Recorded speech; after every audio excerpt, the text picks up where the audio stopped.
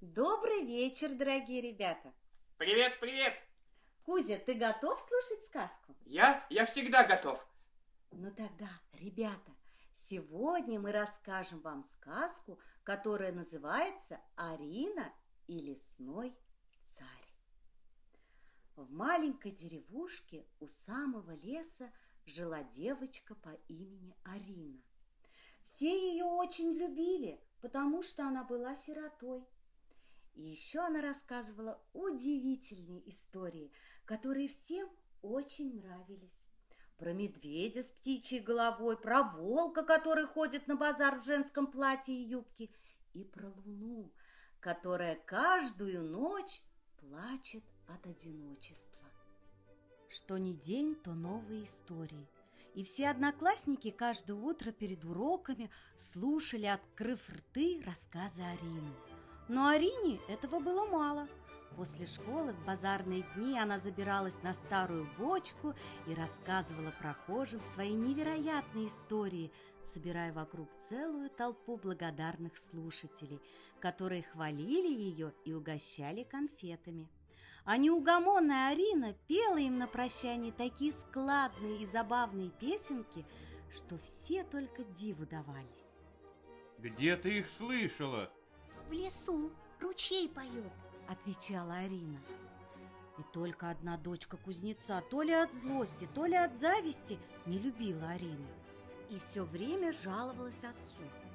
Арина рассказывает ужасные небылицы, чтобы показать, какая она умная и хорошая, а все остальные глупые и плохие. И вот однажды кузнец отправился на базар и собственными ушами услышал новую историю Арины о том, что злой волк вовсе не злой и часто приходит к ней в гости. И она с ним дружит. Когда Арина убежала домой, кузнец возмущенно воскликнул. Эта девочка считает нас дураками. Она думает, что мы верим в ее выдумки. Нет, ответила его соседка. Она сама в них верит и приносит нам всем радость. Как бы не так. Еще пуще рассердился кузнец. Она просто смеется над нами. Соседка задумалась и вдруг предложила. А что, если мы сами пойдем к ней и обо всем спросим? Хорошо, согласился кузнец. Но она все равно нас обманет. Посмотрим. И когда наступил вечер, они вместе отправились к дому Арины, который стоял почти у самого леса. Окошко домика было приоткрыто, и кузнец с соседкой услышали голос Арины. Они заглянули в комнату и затаили дыхание. Девочка сидела перед горящим камином и, покачиваясь на деревянной качалке, жалобно говорила. «Где ты бродишь, мой милый волк? Я жду тебя, не дождусь, а ты не приходишь. И ты, медведь, я так люблю вас. Приходите вместе.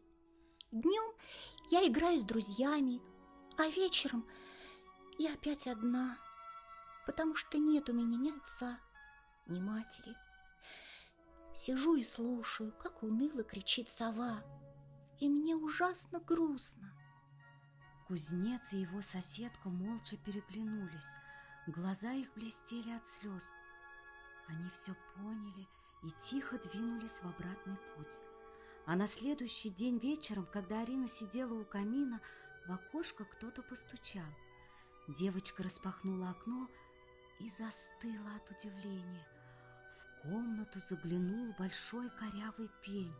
У него были глаза, нос, рот, и он широко улыбался. Здравствуй, Арина. Волк и медведь шлют тебе большой привет. Они слышали твои истории и очень любят тебя. И лиса, и еж, и заяц Все жители леса любят тебя. Мы не можем к тебе прийти, но мы всегда рядом с тобой, потому что любим тебя. Кто ты? Прошептала девочка и робко прикоснулась рукой к шершавой коре. Я лесной царь. Ответил пень. Прощай.